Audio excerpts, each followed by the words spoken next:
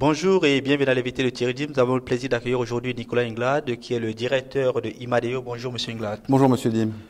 La suppression du taux plancher a sûrement eu un impact sur le commerce en détail. Comment se présente ce marché aujourd'hui? C'est clair que nous, on a mené une étude fin janvier, tout de suite quelques jours après cette variation de taux plancher, pour essayer de comprendre quelle influence ça allait avoir sur le commerce et sur les achats des Suisses.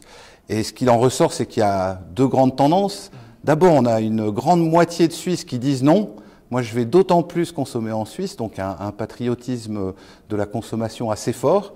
Et puis ensuite, on a une deuxième moitié qui dit soit j'allais déjà à l'étranger, je vais continuer à y aller, soit quand même pour 40% de cette moitié, je vais maintenant aller à l'étranger faire mes courses entre une fois par semaine et une fois par mois. Alors, au-delà du patriotisme, est-ce que les acteurs du commerce en détail peuvent faire quelque chose pour enrayer cela? Oui, ce qui est important, c'est de comprendre que le consommateur, quand il va à l'étranger, il trouve du prix, c'est ce qu'il vient chercher, mais il trouve aussi du service. Les drives, ils existent notamment en France, ils facilitent cet achat à l'étranger pour le consommateur suisse.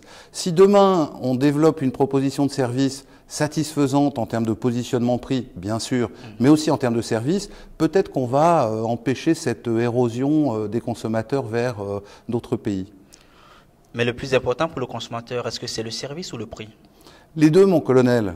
C'est clair que dans l'alimentaire, puisqu'on parle principalement de l'alimentaire, mais aussi des vêtements, les vêtements sont une catégorie pour laquelle les gens vont à l'étranger aussi faire des achats. Dans ces produits-là, le prix est important. On ne peut pas jouer n'importe comment avec le prix, mais le service peut faire la différence et la fidélisation.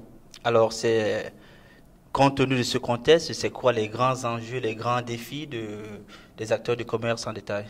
Alors, c'est vrai que les grands enjeux pour le commerce de détail suisse dans ce contexte-là, c'est de réaffirmer ce qu'ils veulent proposer aux consommateurs en termes de prix, bien sûr. Donc ça, on l'a vu, et je dirais que c'était la première fois, on a vu des réactions très rapides, très fortes, très marquées.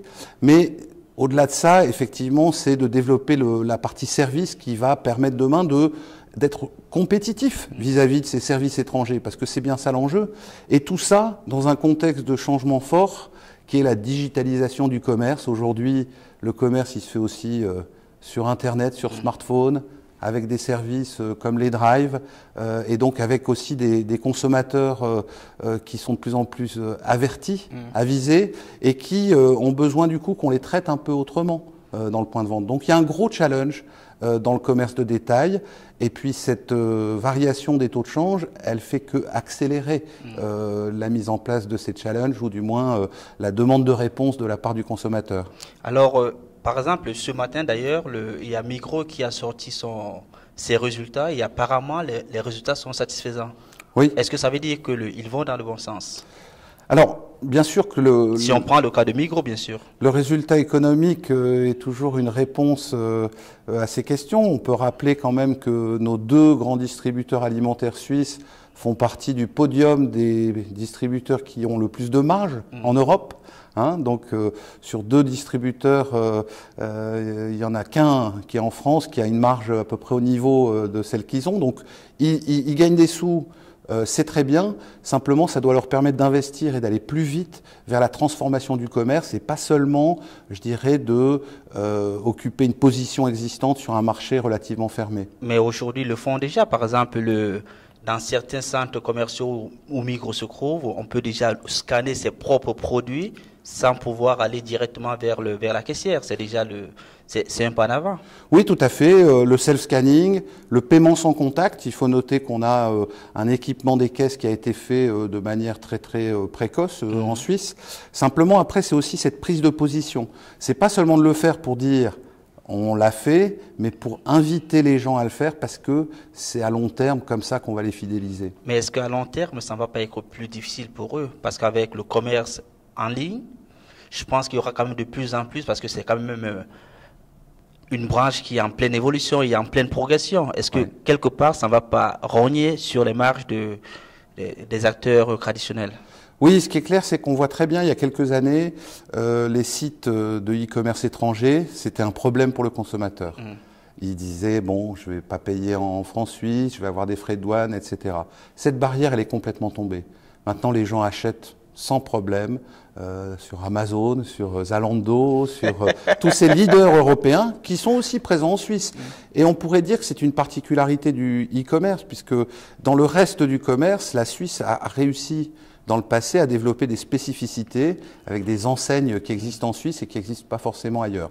Dans le e-commerce, c'est en partie vrai, mais c'est en partie faux, et les mastodontes du e-commerce ont déjà aussi conquis les consommateurs suisses, et ça c'est une menace sur les acteurs locaux et les acteurs suisses du commerce de détail. Est-ce que c'est une bonne nouvelle pour les consommateurs ?